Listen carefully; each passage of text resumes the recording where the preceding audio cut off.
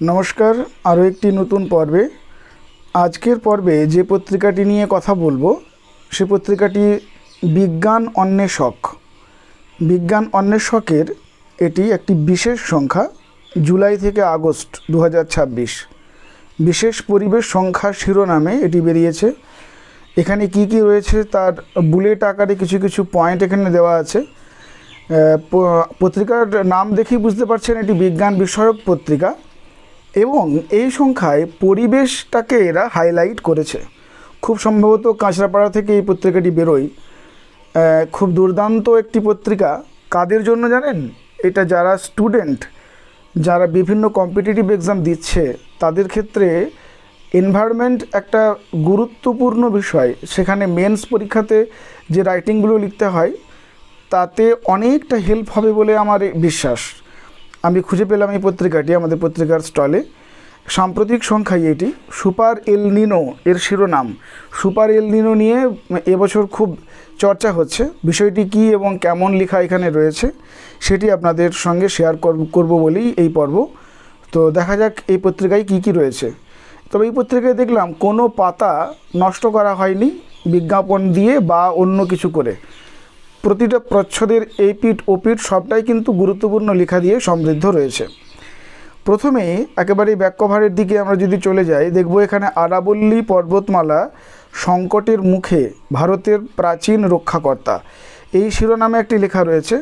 এটা যারা একটু পরিবেশ নিয়ে সচেতন তারা জানেন যে আরাবল্লী পর্বতমালার একটা সংকট সম্প্রতি এসেছে, যেখানে 100 মিটারের বেশি উচ্চতা বিশিষ্ট যে শিখরগুলো সেগুলোকে পর্বত বলে গণ্য করা হচ্ছে, আর তার চেয়ে নিচে যেগুলো সেগুলোকে গণ্য করা হচ্ছে না। কিন্তু এর মাপের যে বেস পয়েন্ট, সাধারণত আমরা কোনো পর্বতের চূড়া মাপি সমুদ্র তল থেকে, কিন্তু এখানে সেই নিয়মটি লঙ্ঘিত হয়েছে। এখানে ওই খনিজ উত্তোলনের স্বার্থে ওই আমাদের যে আরাবল্লী পর্বতের যে পাদদেশ, সেই পাদদেশ থেকে এর উচ্চতাকে মাপা হচ্ছে। ফলে পর্বতের সংজ্ঞাতে অনেক পিক বাদ চলে যাচ্ছে। এটা একটা পরিবেশ সংকট। এইটা নিয়ে চর্চা এবং সেটা নিয়ে এখানে লেখাটা রয়েছে। সম্পাদকীয় লেখাটিও যথেষ্ট গুরুত্বপূর্ণ। আমি একদম পুরো ডিটেলস পড়ে শোনাচ্ছি না, আপনারা চাইলে কাগজটি সংগ্রহ করতে পারেন। তো সূচিপত্র আলাদা করে বলছি না, কারণ আমি প্রতিটি লেখাই আপনাদেরকে দেখাবো। প্রথম যে লেখা রয়েছে সেটা হচ্ছে আমাদের এল নিনো সংক্রান্ত। ডক্টর চন্দন সুরভি দাস, শান্ত সমুদ্র হঠাৎ জ্বর, এটার শিরোনাম দেওয়া হয়েছে। আপনারা জানেন যারা এল নিনো সংক্রান্ত বিভিন্ন কারেন্টের যে খবরগুলো আপনারা দেখছেন, বা আমাদের কারেন্ট রিসার্চ ইউটিউব চ্যানেলেও এটা নিয়ে আলোচনা হয়েছে। তো সেটা হচ্ছে কি না, এল নিনো আমাদের প্রশান্ত মহাসাগরের একটা ন্যাচারাল ঘটনা, লা নিনা তার উল্টো একটা পরিস্থিতি, যেখানে উষ্ণ সমুদ্র স্রোত এবং শীতল সমুদ্র স্রোতের একটা ব্যাপার রয়েছে। দক্ষিণ আমেরিকা থেকে ওশেনিয়া বা আমাদের অস্ট্রেলিয়ার দিকের অংশটা পুরোটাই উত্তপ্ত হয়, ফলে আমাদের মৌসুমি বায়ু ব্যাহত হয়, স্বাভাবিক বর্ষা হয় না। বিজ্ঞানীরা বলছেন যে আমাদের প্রায় 90% স্বাভাবিক বৃষ্টি ব্যাহত হবে আমাদের ভারতীয় উপমহাদেশে। এই বিষয়টা ঠিক কী, এল নিনো কাকে বলে, লা নিনা কী, এর উল্টো বিষয়টা কি, এগুলো নিয়ে ডিটেলস চর্চা রয়েছে এই লেখাটিতে। যথেষ্ট গুরুত্বপূর্ণ লেখা, বিশেষ করে স্টুডেন্ট যারা তাদের জন্য। এখানে তথ্য যেগুলো রেফারেন্স দেওয়া হয়েছে, দেখুন দারুণ সব রেফারেন্স আছে, এগুলো থেকে সমৃদ্ধ হয়ে এখানে এই লেখাটা তৈরি হয়েছে। দারুণ রিচ একটা লেখা। আচ্ছা, পরবর্তী লেখা তন্ময় ধরের হিমালয়ের জলবায়ু পরিবর্তন নিয়ে লেখা। এটা নিয়ে আমরা বহুবার আলোচনা করেছি। হিমালয়ের জলবায়ু পরিবর্তনটা আজকের বিষয় নয়।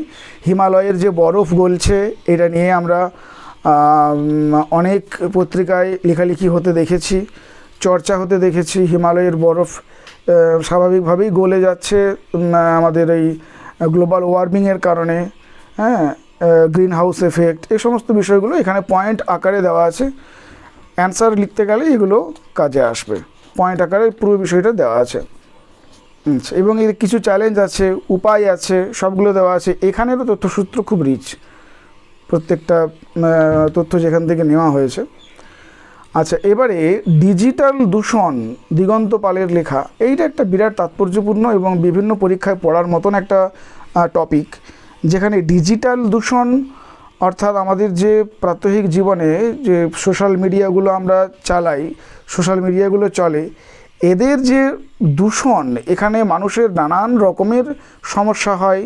এই ইয়েগুলো আমাদের প্রতিদিন যে ইন্টারনেট থেকে আমরা অনেক আবর্জনা মাথার মধ্যে ঢোকে, হ্যাঁ, এই বিষয়গুলো নিয়ে, এবং সেটা আমাদের শরীরে কতটা ক্ষতি করে এবং আমাদের হিউম্যান যে মাইন্ড, সে মাইন্ড কতটা ডিস্ট্রাক্ট হয়, মাইন্ড কীভাবে ক্ষতিগ্রস্ত হয় এবং এখান থেকে বেরিয়ে আসার কোনো উপায় আছে কি না, এই বিষয়গুলো এখানে চর্চা করা হয়েছে ডিজিটাল দূষণ এই শিরোনামে। বেশ গুরুত্বপূর্ণ লেখা এবং এরও তথ্যসূত্রগুলো দেখুন যথেষ্ট রিচ। আচ্ছা, এবারে হচ্ছে যুদ্ধ দূষণ। এইটা কিন্তু এখন সম্প্রতি শোনা যাচ্ছে, বিভিন্ন স্বর উঠছে যুদ্ধের কারণে যে দূষণ হচ্ছে। বহু দেশ এখন যুদ্ধের মধ্যে জড়িয়ে রয়েছে, সেটা শুধুমাত্র ওই আমাদের ইউক্রেন আর রাশিয়াই নয়, বা ইসরায়েল আমেরিকাও নয়, অনেক দেশ প্রত্যক্ষ বা পরোক্ষভাবে যুদ্ধের সঙ্গে জড়িত। ফলে এই যে যুদ্ধ হওয়ার ফলে প্রকৃতির যে মারাত্মক একটা দূষণ ঘটে, এইটা নিয়ে কিন্তু খুব একটা চর্চা হয় না। বিশেষ করে আমাদের দেশে এই রাজনৈতিক যে ইস্যুগুলো হয়, তাতে করে এটা একেবারেই মানে অবহেলিত একটা ইস্যু। অথচ দেখুন অস্ট্রেলিয়া বা ইউএসএ বা ইউকের মতন দেশে এটা নিয়ে যথেষ্ট চর্চা হয়, কিন্তু চর্চা হওয়ারও যথেষ্ট কারণ আছে। কিন্তু আমাদের দেশ একেবারে নির্বিকার, সাধারণ জনগণও একেবারে নির্বিকার। যুদ্ধের কারণে যে পরিবেশের দূষণ ঘটে, এটা নিয়ে আলোচনা হয় না সাধারণত। অর্চন সমাজদার, তার লেখা আছে এবারে জিন কারিগরি ও পরিবেশ, অর্থাৎ এখানে বায়োটেকনোলজির একটি বিষয় দেওয়া আছে, যেখানে বিভিন্ন উন্নত মানের বীজ তৈরি করা, তার বিষয় নিয়ে লেখা আছে। পুরো পত্রিকাটি বিজ্ঞান নির্ভর, তাই প্রতিটি লেখাই বিজ্ঞানধর্মী। পরিবেশ ও আমরা, না দেখা দূষণ, সৌমেন বিশ্বাসের লেখা। না দেখা দূষণ বলতে ঠিক কী বলতে যাওয়া হয়েছে সেটা এই লেখাটা পড়লে বুঝতে পারা যাবে। যেমন আমরা জানি বায়ু দূষণ, জল দূষণ, এইরকম করে ছোটো থেকে পড়ে আসছে, কিন্তু যখন সেই দূষণগুলো আরও মারাত্মকভাবে এফেক্ট পড়ে মানুষের শরীরে বা কোনো একটা দেশের পক্ষেও যে সেটা কতটা ক্ষতিকারক, এই বিষয়গুলো এই লেখাটার মধ্যে রয়েছে। পরবর্তী লেখার শিরোনাম হচ্ছে ভার্টিক্যাল ফার্মিং। ভার্টিক্যাল ফার্মিংটা এখন বেশ জনপ্রিয় হচ্ছে। ডক্টর শমিক দে লিখেছেন, এটা আমাদের ইন্ডিয়াতেও কোথাও কোথাও চলছে, বিদেশে এটা নিয়ে চর্চাও হয়। ভার্টিক্যাল ফার্মিং বলতে এই যে যেটা হচ্ছে মানে ফসলকে উলম্বভাবে একটা ইয়ে করা, চাষ করা, যেখানে এই যে হাইড্রোফোনিয়া, যেটা আমরা ওই জল দিয়ে অ্যাকুইপনিক্স করি, এইটা নিয়েও লেখা রয়েছে। এবং বিশ্বব্যাপী এর সম্ভাবনা কতটা, কেন গুরুত্বপূর্ণ। আমরা জানি যে আমাদের মহাকাশ যুদ্ধের, মহাকাশ যুদ্ধ বলতে আমি যুদ্ধ বলতে বোঝাচ্ছি দখলের যে যুদ্ধ, সেখানে চাঁদকে দখল করা, মহাকাশের বিভিন্ন স্পেসকে দখল করা, এক্ষেত্রে মানুষকে শিফট হতে গেলে ওখানের কৃষি ব্যবস্থা উন্নত হতে হবে। আর সেখানে আমাদের পৃথিবীর মতন এনভায়রনমেন্ট নয়, মাটি, জল, বাতাস বা আমাদের মাধ্যাকর্ষণ শক্তিকে বাদ দিয়ে কী করে চাষ করা যায়, এটা নিয়ে যথেষ্ট রকমের গবেষণা চলছে। আচ্ছা, পরবর্তী লেখায় আমরা যাচ্ছি ডক্টর অসিত ঘোষের সবুজ হাইড্রোজেন, বা যেটা গ্রিন হাইড্রোজেন বলছি আমরা, ভবিষ্যতের জ্বালানি। হ্যাঁ, এটা তো একটা দারুণ টপিক। গ্রিন হাইড্রোজেন নিয়ে, হাইড্রোজেন চালিত ট্রেন কিছুদিন আগে চালু হলো আমাদের ইন্ডিয়াতে। এই হাইড্রোজেন চালিত ট্রেন বা হাইড্রোজেন, গ্রিন হাইড্রোজেন কাকে বলছি, এইটা নিয়ে এখানে আলোচনা করা রয়েছে। বিভিন্ন রকম বিজ্ঞানের যে সমস্ত ইকুয়েশনগুলো হয়, সেগুলো দিয়ে পুরো বিষয়টাকে বোঝানো হয়েছে যে ব্যাপারটা কী, আর সেটা আমাদের ভবিষ্যতে কতটা ইম্পর্টেন্ট সবুজ হাইড্রোজেন। সেটা একটি কবিতা রয়েছে, সাধারণত এরকম পত্রিকায় কবিতা থাকে না, তবুও আমরা বিজ্ঞান বন্ধু ভট্টাচার্য নামে একটা আরাবল্লী কথা বলে একটা কবিতা পাচ্ছি। এটা একটা কবিতা, আরাবল্লীর যে দূষণ, সেটা নিয়েই লেখা।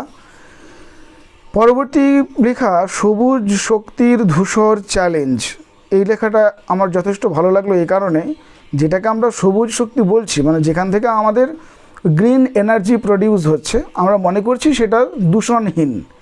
কিন্তু একটা বিষয় ভেবে দেখার, যে সোলার প্যানেল তৈরি করতে যে সমস্ত ম্যাটেরিয়ালগুলো লাগে, এগুলো তো কোনো না কোনোভাবে খনিজ থেকে উত্তোলন করা হয়, তার একটা প্রসেসিং একটা আছে। সেই প্রসেসিংটা যখন যাচ্ছে তখনও কিন্তু দূষণ হচ্ছে। আবার একই রকমভাবে যে বায়ু শক্তি, যে বায়ু কলের যে ছবিগুলো রয়েছে, এখান থেকে যখন বায়ুর দিয়ে বিদ্যুৎ শক্তি উৎপাদিত হয় তখনও কিন্তু অনেক দূষণ ঘটে, পাখিদের একটা চ্যালেঞ্জের মুখে পড়ে পাখিরা, বা যখন জলবিদ্যুৎ উৎপন্ন হয় তখন নদীকে বাঁধ দেওয়ার ফলেও কিন্তু প্রকৃতি অনেক সময় চ্যালেঞ্জের মুখে পড়ে। অর্থাৎ যেগুলোকে আমরা সবুজ শক্তি বলে মনে করছি তার পিছনেও যে দূষণ রয়েছে এইটা এখানে বলতে চাওয়া হয়েছে। সেটা এবারে কোন দেশের কেমন স্ট্যাটাস সেটা নিয়ে এটা ছক করা আছে একটা। আর সমুদ্র শক্তির ক্ষেত্রেও তাই, ওশেন যে বায়োডাইভার্সিটি সেটাও যে চ্যালেঞ্জের মুখে পড়ছে সেটাও একটা কথা। আচ্ছা, এবারে প্রবীর বসুর বিশ্ব উষ্ণায়ন এবং তার সম্ভাব্য পরিণতি, এটা পরিবেশ বিপর্যয় নিয়ে লেখা। এই লেখা প্রবন্ধর মতোই একটা লেখা, গ্রিন হাউস প্রভাব, যেটা আমরা ছোটোবেলা থেকে পড়েছি, এই সমস্ত বিষয়গুলো নিয়ে এটা করা হয়েছে এই লেখাটা। আর টেকসই জীবনধারা, যেটাকে আমরা বলে থাকি সাস্টেইনেবল লাইফস্টাইল, এটা কি করে সম্ভব, বিভিন্ন দেশে এটা নিয়ে চর্চা চলছে, সেই রকমই একটি লেখা শ্রীমতী রিঙ্কু দাস তার লেখাতে আমরা জানতে পারছি যে আমাদের প্রাত্যহিক জীবনধারায়, জীবন চর্চায় কী করে দূষণকে বাদ দিয়ে অর্থাৎ প্রকৃতির সহায়ক জীবনযাপন আমরা করতে পারি, এই বিষয়টা কিভাবে সম্ভব সেটা এখানেই লেখা রয়েছে। পরবর্তী লেখা হচ্ছে পরিবেশ শহীদ, তুমি কি কেবলই ছবি। এটা খুব ইম্পর্টেন্ট, বিশ্বজিৎ মুখোপাধ্যায় এবং রাহুল রায়। এইটা নিয়ে আলোচনা খুব কম হয়। আমি দেখলাম যে এই পত্রিকাতে যতগুলো লেখা আছে প্রত্যেকটাই যথেষ্ট গুরুত্বপূর্ণ এবং আমাদের বিভিন্ন ক্ষেত্রে অনালোচিত কতকগুলো জায়গা, কতকগুলো ফিল্ড, এগুলোকে তুলে ধরার চেষ্টা করা হয়েছে। পরিবেশ শহীদ যারা বিভিন্ন কারণে পরিবেশ দূষণের প্রতিবাদ করতে গিয়ে নিজেদের জীবন বিপন্ন করেছে, জীবন দিয়েছে। আমরা প্রায় খবরে পড়ি যে কোথাও হয়তো জোরে মাইক বাজছে, ডিজে বাজছে, সেগুলোর প্রতিবাদ করতে গিয়ে প্রতিবাদে মানে একটা রোষের মুখে পড়তে হয়েছে কাউকে। একই রকমভাবে বিভিন্ন দূষণকে প্রতিহত করতে গিয়ে পরিবেশের ক্ষতি হয় এমন কিছু করতে গিয়ে কিছু কিছু মানে মানুষের হাতে অনেক মানুষের মৃত্যু ঘটেছে, যাদেরকে এখানে বলা হচ্ছে পরিবেশ শহীদ।